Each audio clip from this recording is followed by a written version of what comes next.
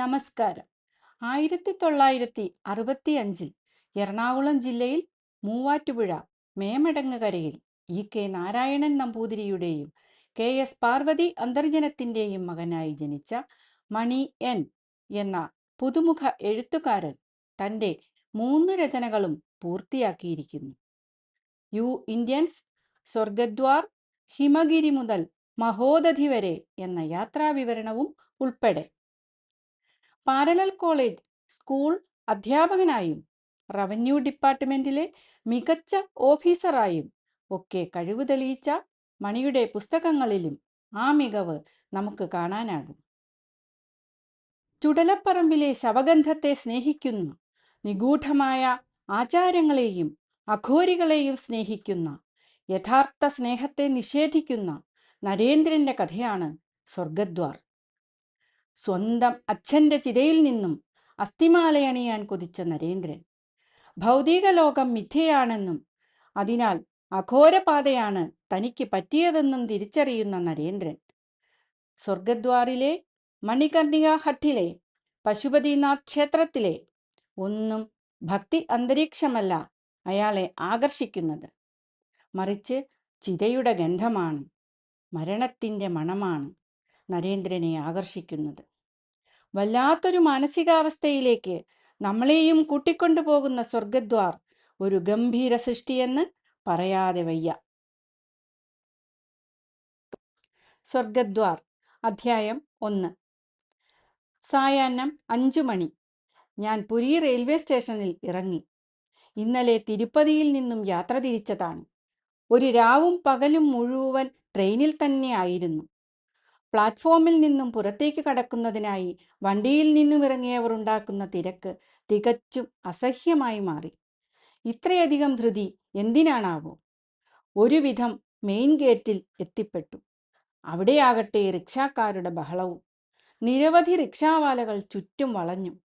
ഇതിൽ ഇലക്ട്രിക് റിക്ഷാകൾ മുതൽ പഴയകാലത്തെ സൈക്കിൾ റിക്ഷാകൾ വരെയുണ്ട്. സാബ് റിക്ഷാ ചാഹിയേ, മന്ദിർ ജാനാ ഹേ, ആവോ ബാബുജി ഇസ്മേ ജായേഗാ, മന്ദിർ തക് 100 റുപ്പയെ ഹോഗാ. ഒരുവിധം റിക്ഷാക്കാരുടെ ആ അക്ഷൗഹിണി ഭേദിച്ച് പുറത്തു കടന്നു. ഒരു കടക്കാരനോട് സ്വർഗദ്വാറിലേക്കുള്ള ദൂരം ചോദിച്ചറിഞ്ഞു. 3 കിലോമീറ്റർ. അയാൾക്ക് നന്ദി പറഞ്ഞ് ഞാൻ സാവധാനം നടന്നു. പലരോടും വഴി ചോദിച്ച് സന്ധ്യയോടെ എത്തിയത് ഗോൾഡൻ ബീച്ച് പരിസരത്തായിരുന്നു. അസ്തമയത്തിൻ്റെ വർണ്ണപ്രപഞ്ചം അസൂയാർഹമാം വിധം ബീച്ചിൻ്റെ മനോഹാരിത വർദ്ധിപ്പിക്കുന്നു. ഉത്സവാന്തരീക്ഷം സൃഷ്ടിക്കുന്ന അവിടെ നിന്നും കണ്ണുകൾ പിൻവലിച്ച് സ്വർഗദ്വാർ ബീച്ച് എന്ന ലക്ഷ്യസ്ഥാനത്തേക്ക് പ്രയാണം തുടർന്നു. ഗോൾഡൻ ബീച്ചിൽ നിന്നും 10 മിനിറ്റ് നടക്കാനുള്ള ദൂരത്താണ് സ്വർഗദ്വാർ ബീച്ച്. സ്വർഗദ്വാർ കടൽ തീരവും പരിസരവും നന്നായി ഇരുട്ടിയിരുന്നു.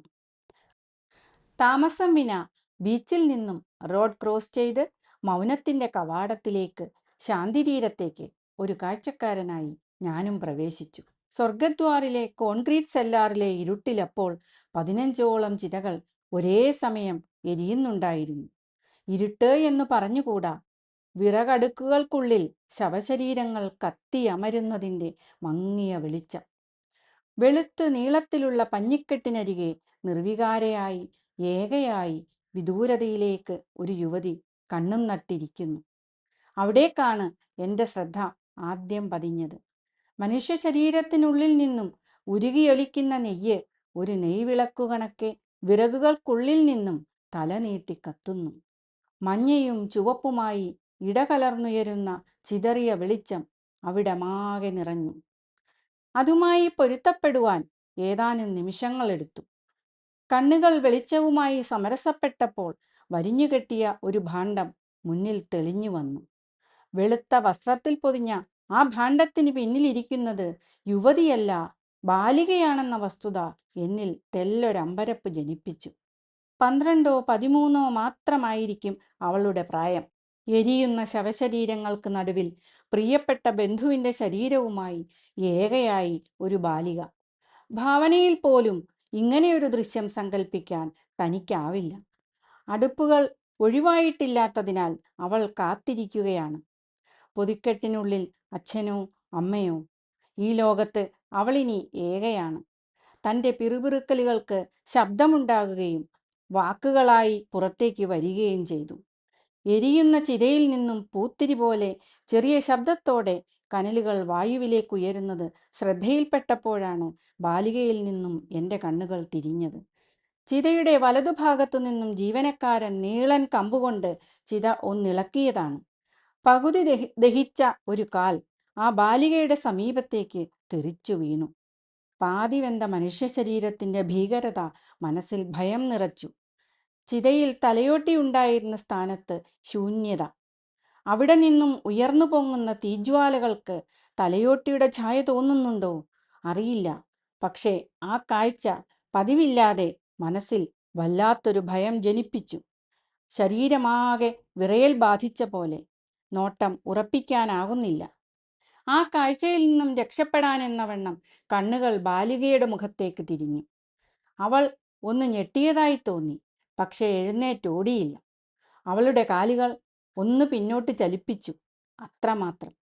തൻ്റെ മനസ്സിൽ അസ്വസ്ഥതയാണ് ഉടലെടുത്തതെങ്കിൽ അവളുടെ മനസ്സിൽ വെറും നിസ്സംഗത. ഈ ലോകത്ത് അവളുടെ അവസാന ആശ്രയവും ഇവിടെ ദഹിക്കാൻ പോകുന്നു. അവളിൽ നിന്നും എല്ലാം അകന്നുപോയിരിക്കുന്നു, ഭയവും. യാതൊന്നും സംഭവിക്കാത്തതുപോലെ മരക്കഷണങ്ങൾ ഒരു കൊടിലുപോലെ പിടിച്ച് അയാൾ ആ പാതി വെന്ത കാൽ ചിതയിലേക്കു തന്നെ തിരികെ ഇട്ടു. തീപ്പൊരികൾ ഒന്നുകൂടി ഉയർന്നു പൊങ്ങി. അടുത്തത് നിന്റെയാണ്, അയാൾ കുട്ടിയോടായി പറഞ്ഞു. അവൾ അയാളെ ഒന്ന് ശ്രദ്ധിച്ചു. എന്തൊക്കെയോ പുലമ്പി. ചിതയിലൊരു കനൽ മാത്രം എരിയുന്നു. ഒരു ദേഹം ദഹിച്ചുപോയി. ഓർമ്മകൾ പുകയുന്നു. വന്നിയിൽ മരണത്തിൻ്റെ നിഴൽ നിലവിളിക്കുന്നു. എൻ്റെ കണ്ണുകൾ ഉടക്കി നിന്നിരുന്നത് കാൽ തെറിച്ചുപോയ ചിതയിലേക്കായിരുന്നെങ്കിലും അത് യാന്ത്രികമായ ഒരു നോട്ടം മാത്രമായിരുന്നു. ബാലികയുടെ ഭാണ്ഡം ചിതയിലെത്തപ്പെട്ടതും പാതി വെന്തതും ഞാൻ അറിഞ്ഞില്ല. ചിന്തകളാകട്ടെ കുട്ടിക്കാലത്തിലേക്ക് ഒന്ന് ഊളിയിട്ടു.